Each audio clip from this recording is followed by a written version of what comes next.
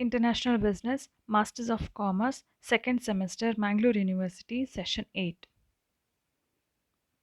International Business Environment. In this session, you are going to learn about the factor proportion theory, that is, the modern theory.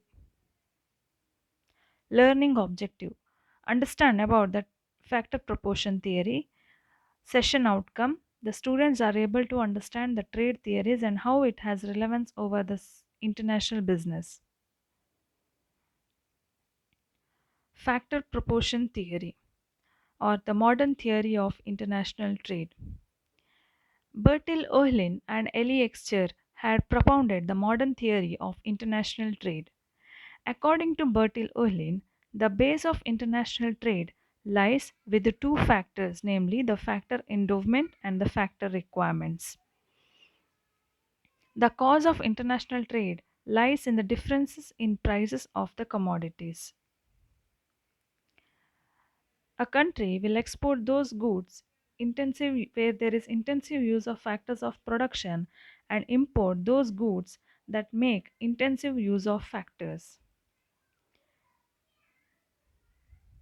The following are some of the assumptions of the modern theory.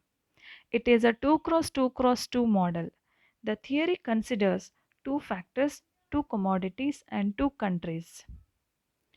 Perfect competition is assumed in both the product and factor markets.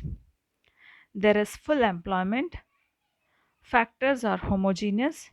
The two commodities have different factor intensities, that is, the labor intensity and capital intensity. Production function is the same in both the countries.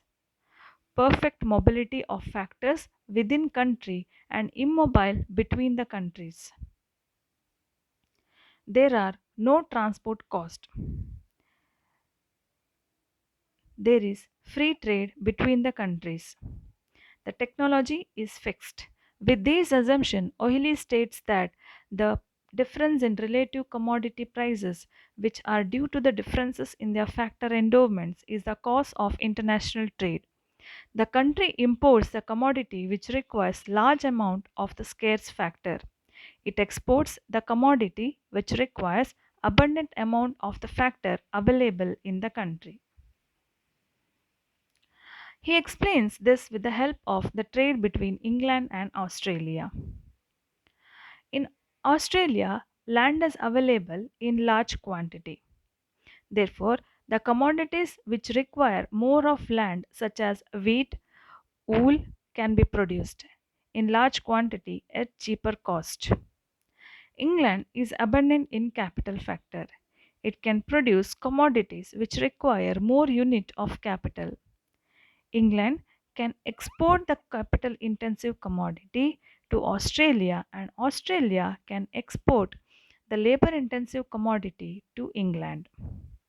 In the below formula, where the the capital and labor ratio with regard to England, where the capital ratio is higher in England than in Australia, as well as we look at the second formula, where the price of capital is very cheaper in England, whereas the price of the capital in Australia is very large. With this itself, we can conclude that England is a capital intensive commodity and hence it can export capital intensive goods, and Australia being a labor intensive commodity where it can export the labor intensive commodity to England.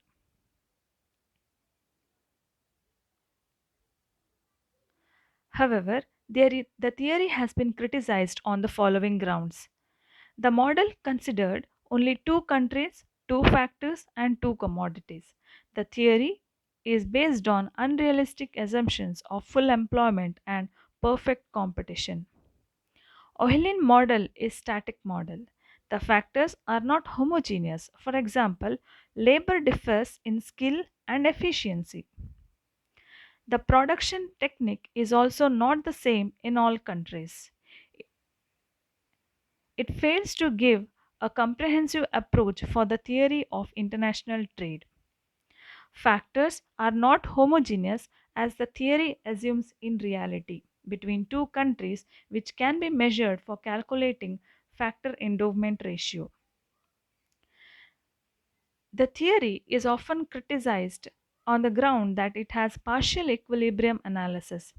It has failed to develop a comprehensive general equilibrium concept. Oehlen's theory has been characterized as somewhat vague and conditional.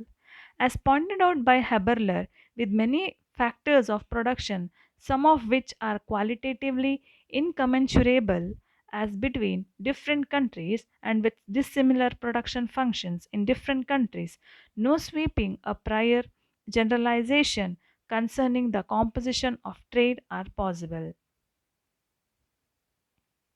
Superiority of modern theory over the classical theory. The modern theory of international trade is superior to the classical theory in the following aspects. It considers international trade as interregional trade.